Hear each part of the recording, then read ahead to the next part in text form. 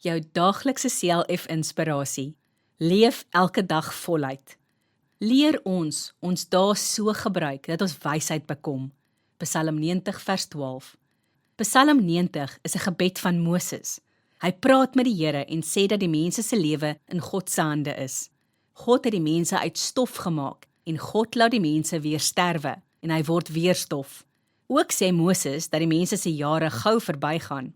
Ons lewe omtrent so 70 jaar, of as ons baie sterk is, 80 jaar. Ons lewe is soos 'n groen grassie wat gou verlep as die droë wind daaroor waai. Ons almal weet hoe gou die jare verbygaan. Ons weet ook nie wanneer ons sal doodgaan nie. Daarom moet ons elke dag so gebruik om meer van God te leer en van die lewe self. Leef elke dag voluit tot eer van die Here. Wees gehoorsaam en doen God se wil.